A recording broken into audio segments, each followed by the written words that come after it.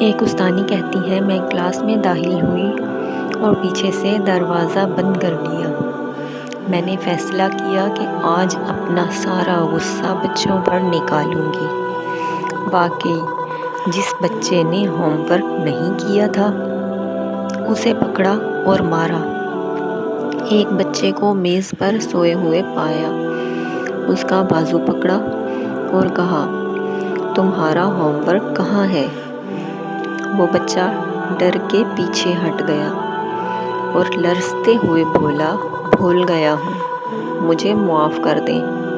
میں نے اسے پکڑا اور اپنے سارے غصے اور وہ دباؤ جو میرے شوہر کی وجہ سے تھا اس پر نکال دیا۔ پھر میں نے ایک بچے کو کھڑا پایا، وہ میرے قریب آیا، میرا دامن کھینچتے ہوئے ہاتھ سے اشارہ کیا کہ جھک کر اس کی بات سنوں۔ میں غصے سے مڑی، جھکی اور کہا ہاں بولو کیا ہے؟ وہ مسکرا کر بڑی معصومیت سے کہتا ہے کیا ہم کلاس سے باہر بات کر سکتے ہیں؟ یہ بہت ضروری ہے۔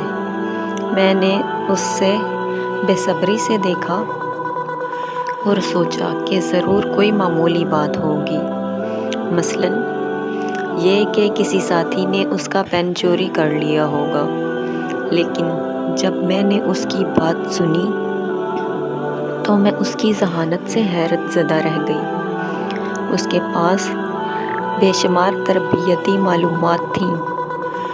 وہ ہلکی سی مسکراہٹ کے ساتھ بولا دیکھیں ٹیچر، آپ بہت اچھی ہیں اور ہم سب آپ سے محبت کرتے ہیں، لیکن میرا وہ ساتھی جسے آپ نے آخر میں مارا وہ یتیم ہے اور اس کی ماں اسے ہمیشہ مارتی ہے جب وہ کوئی غلطی کرتا ہے۔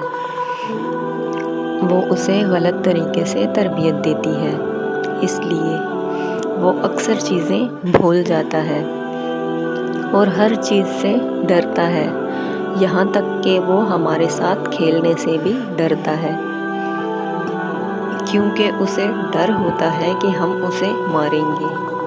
میں اس کا دوست ہوں اور ہمیشہ اس کے ساتھ رہتا ہوں۔ اس نے مجھے بتایا کہ اسے مار کھانا بالکل پسند نہیں۔ اگر آپ اس کا جسم دیکھیں تو آپ کو اس پر مار کے نشانات ملیں گے جو اس کی ماں نے کیے ہیں۔ پھر وہ بچے نے کہا کیا آپ ہماری ماں اور مربی بن سکتی ہیں؟ اور براہ کرم جب آپ کلاس میں آئیں تو اپنا غصہ اور پریشانی باہر چھوڑ کر آئیں، کیونکہ ہم آپ سے محبت کرتے ہیں اور آپ سے بہت کچھ سیکھتے ہیں۔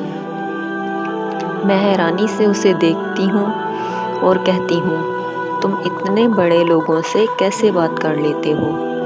تو وہ جواب دیتا ہے میری ماں نے مجھے ہمیشہ اچھا گمان کرنا سکھایا ہے اور یہ بھی کہا ہے تمہیں نہیں معلوم کہ سامنے والے کس حالت میں ہیں، اس لیے اپنے غصے اور پریشانی کو ایک طرف رکھو اور ان کے ساتھ نرمی سے پیش آؤ۔ دنیا میں بہت سی تکلیف دہ چیزیں ہیں۔ انہوں نے یہ بھی کہا اگر تم کسی کو پریشان دیکھو تو اس سے معافی مانگو، خواہ تم اس کی تکلیف کے ذمہ دار نہ ہو۔ پھر وہ مجھے گلے لگاتا ہے اور کہتا ہے یقیناً آپ کسی وجہ سے ناراض ہیں، اس لیے آج ہمیں مارا ہے۔ ٹیچر، میں آپ سے معذرت خواہ ہوں، براہ کرم ناراض نہ ہوں، کیونکہ آپ بہت اچھی ہیں۔ میں حیرانی کے عالم میں کھڑی تھی اور ایسا محسوس ہو رہا تھا کہ میں بچی ہوں اور وہ میرا استاد اور مربی ہے۔ کیا آج بھی ایسی تربیت ہوتی ہے؟ اور کیا ایسی مائیں موجود ہیں جو اپنے بچوں کی اس قدر عمدہ تربیت کرتی ہیں؟ میں نے اس بچے سے کہا ٹھیک ہے، میں اسے کیسے مناؤں؟ تو وہ بولا یہ لیں چاکلیٹ، وہ اسے پسند کرتا ہے۔ اگر وہ آپ کو معاف کر دے تو اپنے رب سے استغفار کریں اور سبحان اللہ و بحمدہ کہیں تاکہ جنت میں آپ کے لیے ایک درخت اگے۔ میں نے کہا جیسے دنیا میں درخت ہیں۔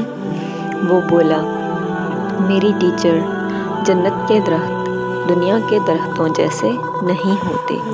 میری ماں نے بتایا ہے کہ جنت کے درخت کی پھل بہت نرم، بڑے اور شہد سے بھی زیادہ میٹھے ہوتے ہیں، اور ان میں کوئی بیج نہیں ہوتا۔ میں نے پوچھا انس، کیا میں تمہاری ماں کو کوئی تحفہ دے سکتی ہوں؟ وہ بولا ہاں، مگر وہ ہمیشہ کہتی ہیں کہ انس میرا تحفہ ہے۔ میں نے کہا واقعی تم ایک بہت بڑا تحفہ ہو اور بہت پیارے بچے ہو۔ انس نے کہا چلے آئیں، احمد کو منائیں۔ میرے پاس 5 روپے ہیں، اس سے چاکلیٹ خرید لیں اور احمد کو دیں اور کہہ دیں کہ آپ نے اسے اس کے لیے خریدا ہے۔ میں نے انس سے کہا تمہاری ماں واقعی ایک عظیم خاتون ہے، وہ جنت کی حقدار ہیں۔ وقت گزرتا گیا۔ مس ریحام آپ کیسی ہیں؟ میں نے مڑ کر دیکھا تو انس تھا۔ اب وہ ایک نوجوان لڑکا اینک پہنے کھڑا تھا اور اس کی ماں اس کے ساتھ تھی، جن کے چہرے پر نور تھا۔ بعد میں انس کی ماں میرے لیے ایک تحفہ لے کر آئیں اور کہا آپ انس کی استاد تھیں، یہ تحفہ میری طرف سے قبول کریں۔ آپ نے جو اچھائی انس کو سکھائی یقیناً اس میں آپ کا بھی حصہ ہے۔ میں نے حیرانی سے کہا کیسے؟ وہ بولیں الحمدللہ، میرا بیٹا اب ڈینٹل کالج میں لیکچرار ہے۔ میری آنکھوں میں آنسو تھے۔ میں نے کہا آپ کا شکریہ، یہ ہدیہ تو آپ جیسے لوگوں کے لیے ہے۔ آپ سمجھتی ہیں کہ آپ نے صرف انس کی تربیت کی، حقیقت میں آپ کی تربیت نے مجھے بھی سدھار دیا۔ آپ کے بیٹے نے مجھے سالوں پہلے ایک سبق دیا جس نے میری زندگی بدل دی۔ اس کے باعث میں نے اپنے بچوں کی اچھی تربیت کی اور میری ازدواجی زندگی بھی بہتر ہو گئی۔